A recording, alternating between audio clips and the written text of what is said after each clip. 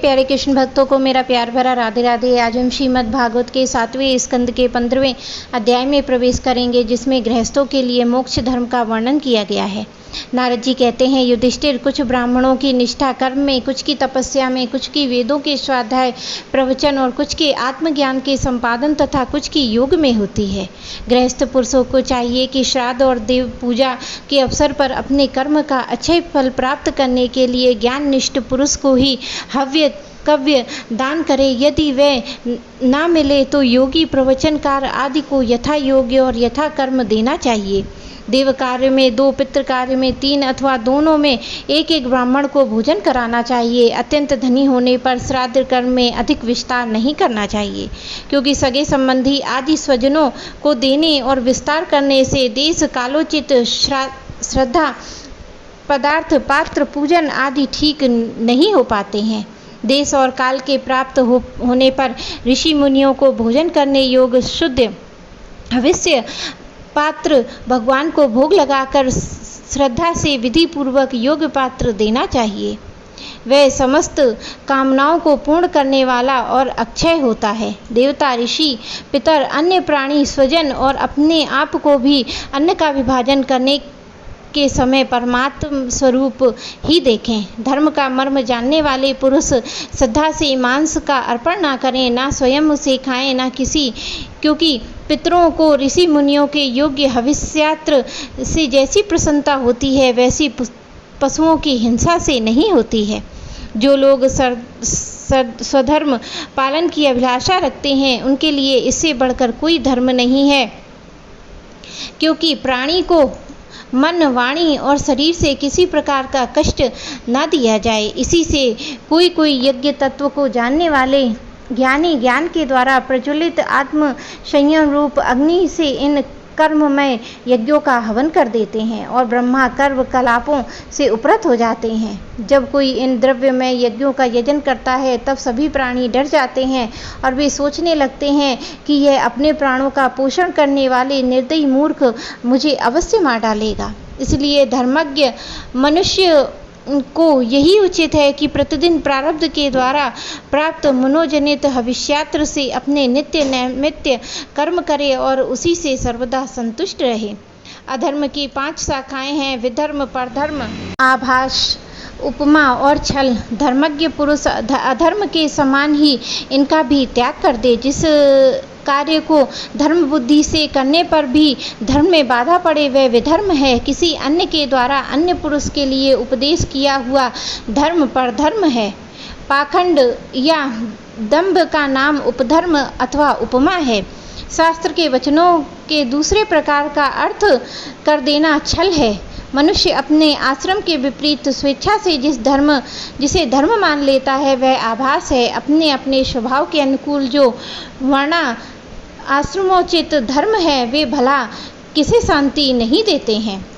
धर्मात्मा पुरुष निर्धन होने पर भी धर्म के लिए अथवा शरीर निर्वाह के लिए धन प्राप्त करने की चेष्टा ना करे, क्योंकि जैसे बिना किसी प्रकार चेष्टा किए अजगर की जीविका चलती है, वैसे ही निवृत्ति परायण पुरुष की निवृत्ति ही उसकी जीविका का निर्वाह कर देती है।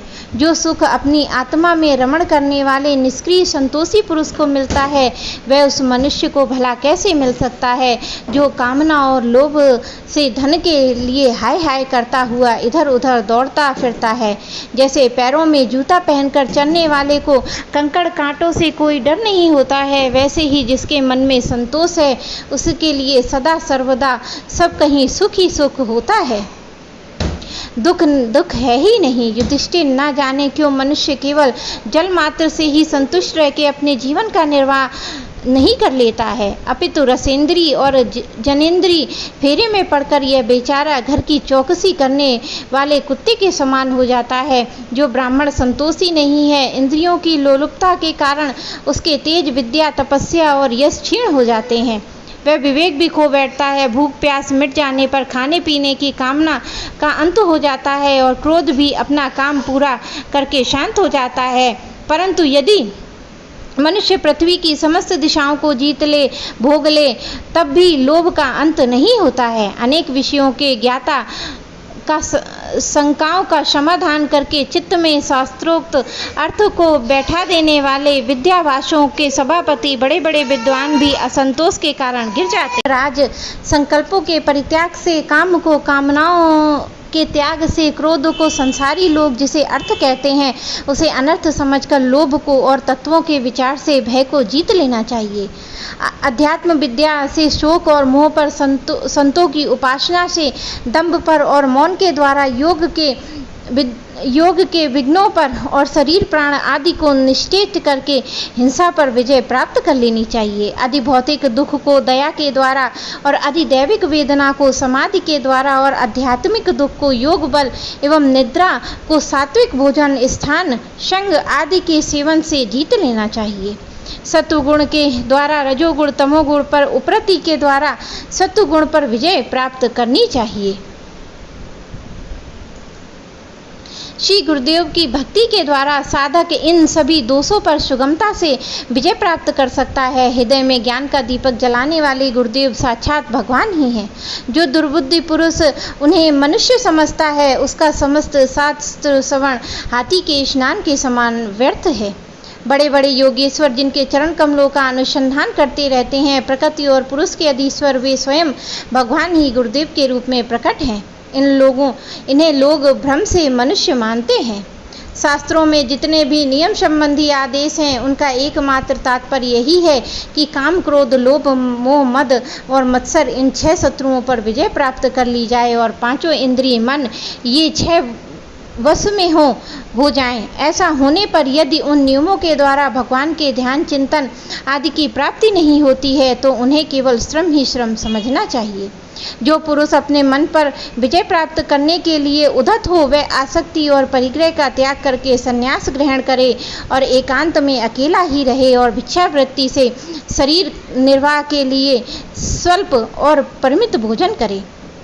युधिष्ठिर पवित्र समान भूमि पर अपना आसन बिछाए और सीधे स्थिर भाव से समान सुख कर आसन से उस पर बैठकर ओमकार जप करे। जब तक मन में संकल्प विकल्पों को छोड़ ना दें तब तक नासिका के अग्रभाग दृष्टि जमाकर पूरक, कुंभक, रेचक द्वारा प्राण और अपान गति को रोके और काम की चोट से घायल चित्त इधर उधर चक्कर काटता हुआ जहाँ जहाँ जाए विद्वान पुरुष को चाहिए कि वहाँ से उसे लौटा लाए और धीरे धीरे हृदय में रोके।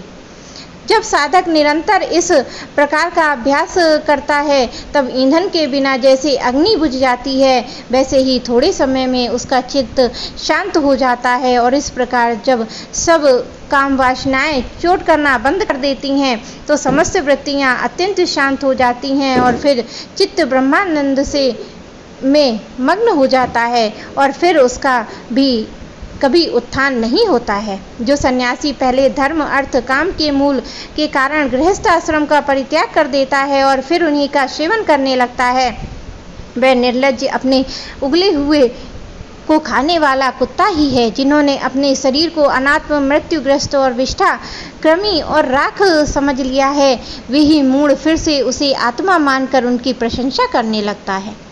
कर्म त्यागी गृहस्थ, व्रत त्यागी ब्रह्मचारी और गांव में रहने वाला तपस्वी और इंद्रिय लोलुप सन्यासी ये चारों आश्रमों के कलंक हैं और व्यर्थ ही आश्रमों का ढोंग करते हैं। भगवान की माया से विमोहित उन मूढ़ों पर तरस खाकर उनकी उपेक्षा कर देनी चाहिए और आत्मज्ञान के द्वारा जिसकी सारी वासनाएं निर्मूल हो गई हैं और जिसने अपने आत्मा को परम ब्रह्म स्वरूप जान लिया है वह किस विषय की इच्छा और किस भोक्ता की तृप्ति के लिए इंद्रिय लोलुप होकर अपने शरीर का पोषण करेगा। उपनिषदों में कहा गया है कि शरीर रथ घोड़े हैं, इंद्रियों का स्वामी मन लगाम है और शब्दादि विषय मार्ग है, बुद्धि सारथी है और चित्त भगवान के द्वारा निर्मित बांधने की विशाल रस्सी है। 10 प्राण धुरी हैं और धर्म और अधर्म पहिए हैं। इनका अभिमानी जीव रथी कहा गया है।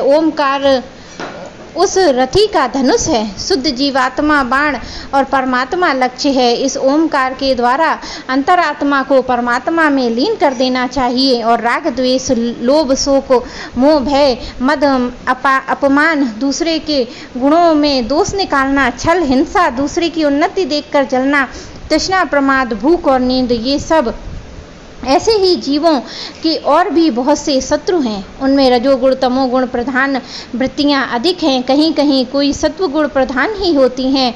यह मनुष्य शरीर रूप रथ जब तक अपने वश में है और इसकी इंद्रियां मन आदि सारे साधन अच्छी दशा में विद्यमान हैं, तभी तक श्री गुरुदेव के चरण कमलों की सेवा पूजा सान धराई हुई ज्ञान की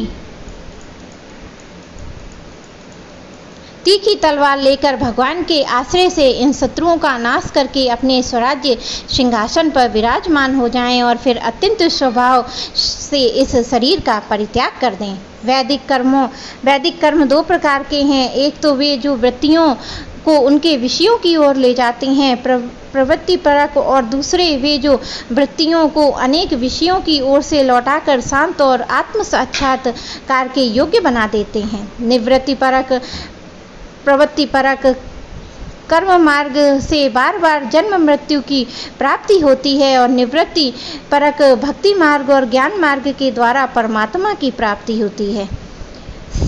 स्नेह यज्ञादि हिंसा कर्म, अग्निहोत्र, दर्श, पूर्णमास, चातुर्यमास और पशुयाग, सोमयाग और वृषभदेव बलिहरण आदि द्रव्य कर्म इष्ट कहलाते हैं। और देवालय, बगीचा, कुआं आदि बनवाना, प्याऊ आदि लगवाना पूर्वत कर्म, ये सभी प्रवृत्ति परक कर्म हैं और सकाम भाव से युक्त होने पर अशांति के कारण बनते हैं। प्रवृत्ति परायण पुरुष मरने पर भी चरु पोड़ा सादि यज्ञ संबंधी द्रव्यों के सूक्ष्म भाग से बना हुआ शरीर धारण कर धूम अभिमानी देवताओं के पास जाता है और फिर क्रमशः रात्रि और कृष्ण पक्ष दक्षिणायन के अभिमानी देवताओं के पास जाकर चंद्रलोक में पहुंचता है। वहां से उसे भोग समाप्त होने पर अमावस्या के चंद्रमा के समान क्षीण होकर वृष्टि द्वारा क्रमशः औषधि लता अन्न और वीर्य के रूप में परिणत होकर पितृयन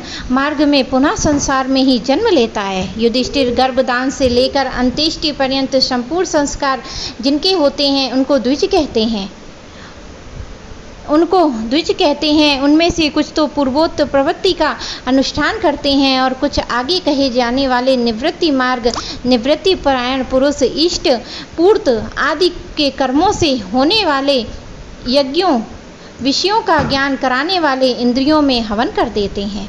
इंद्रियों को ही दर्शनादि मन में, वैकारिक मन को परावाणी में और परावाणी को वर्ण समुदाय में, वर्ण समुदाय को आ उ मा, इन तीन स्वरों के रूप में रहने वाले ओमकार के बिंदु में, बिंदु को नाद में और नाद को सूत्रात्मक प्राण में तथा प्राण को ब्रह्म में लीन कर देते हैं। युधिष्ठिर, जैसे तुम अपने स्वामी भगवान श्री कृष्ण की कृपा और सहायता से बड़ी बड़ी कठिन विपत्तियों को पार हो गए हो, उन्हीं के चरण कमलों की सेवा से समस्त भूमंडल को जीतकर तुमने बड़े बड़े राजस्व आदि यज्ञ किए हैं। पूर्व जन्म में, इससे पहले महाकल्प में मैं एक गंधर्व था। मेरा नाम उपहरण और गंधर्वों में मेरा बड़ा सम्मान था। मेरी सुंदरता, सुकुमारता और मधुरता अपूर्व थी। मेरे शरीर में सुगंधी निकला करती थी और देखने में मैं बहुत अच्छा लगता था। स्त्रियां मुझसे प्रेम करती और मेरा सदा प्रमाद में ही रहता। मैं अत्यंत विलासी था। एक बार देवताओं के यहाँ ज्ञान सत्र हुआ और उनमें बड़े बड़े प्रजापति आए। भगवान की लीला का गान करने के लिए उन गंधर्व और अप्सराओं को बुलाया। मैं जानता था कि वह संतों का समाज है और भगवान की लीला का गान होता है, फिर भी मैं स्त्रियों के साथ लौकिक गीतों का गान करता हुआ उन्मत्त की तरह वहां जा पहुंचा। देवताओं ने देखा कि ये तो हम लोगों का अनादर कर रहा है और उन्होंने अपनी शक्ति से मुझे श्राप दे दिया कि तुम हम लोगों की अवहेलना की है, इसलिए तुम्हारी सारी सौंदर्य संपत्ति नष्ट हो जाए और तुम शीघ्र ही शूद्र हो जाओ। उनके श्राप से मैं दासी का पुत्र हुआ, किंतु उस शूद्र जीवन में किए हुए महात्माओं के संग और सेवा शुश्रूषा के प्रभाव से मैं दूसरे जन्म में ब्रह्मा जी का पुत्र हुआ। संतों की अवहेलना और सेवा का प्रत्यक्ष अनुभव है। संत सेवा से ही भगवान प्रसन्न होते हैं और मैं तुम्हें गृहस्थों के पाप नाशक धर्म बतला दिया है। इस धर्म के आचरण से गृहस्थ भी अनायास ही सन्यासियों को मिलने वाला परम पद प्राप्त कर लेता है। युधिष्ठिर, इस मनुष्य लोक में तुम लोग के भाग्य अत्यंत प्रशंसनीय हैं, क्योंकि तुम्हारे घर में साक्षात परम ब्रह्म परमात्मा मनुष्य का रूप धारण करके गुप्त रूप से निवास करते हैं और इसी से सारे संसार को पवित्र कर देने वाले ऋषि मुनि बार बार उनका दर्शन करने के लिए चारों ओर से तुम्हारे पास आया करते हैं। बड़े बड़े महापुरुष निरंतर जिनको ढूंढते रहते हैं, जो माया के लेश से रहित परम शांत और परमानंद स्वरूप परम ब्रह्म परमात्मा है, वे ही तुम्हारे प्रिय हितैषी मेरे भाई पूज्य आज्ञाकारी गुरु और स्वयं आत्मा श्री कृष्ण हैं। शंकर ब्रह्मा आदि भी अपनी सारी बुद्धि लगाकर वे यह है इस रूप में उनका वर्णन नहीं कर सकते हैं, फिर हम तो कर ही कैसे सकते हैं। हम मौन भक्ति और संयम के द्वारा उनकी पूजा करते हैं। कृपा हमारी यह पूजा स्वीकार करके भक्तवत्सल भगवान हम पर प्रसन्न हो। श्री सुखदेव जी कहते हैं, परीक्षित, देव ऋषि नारद जी का यह प्रवचन सुनकर राजा युधिष्ठिर को अत्यंत आनंद हुआ और उन्होंने प्रेम विहल होकर देव ऋषि नारद और भगवान श्री कृष्ण की पूजा की। देव ऋषि नारद भगवान श्री कृष्ण और राजा युधिष्ठिर से विदा लेकर और उनके द्वारा सत्कार पाकर चले गए। भगवान श्री कृष्ण ही परम ब्रह्म हैं, यह सुनकर युधिष्ठिर के आश्चर्य की सीमा न रही। और परीक्षित, इस प्रकार मैंने तुम्हें दक्ष पुत्रियों के वंश का अलग अलग वर्णन सुनाया है और उन्हीं के वंश में देवता, असुर, मनुष्य आदि संपूर्ण चराचर की सृष्टि हुई है। मेरे प्यारे कृष्ण भक्तों को मेरा प्यार भरा राधे राधे।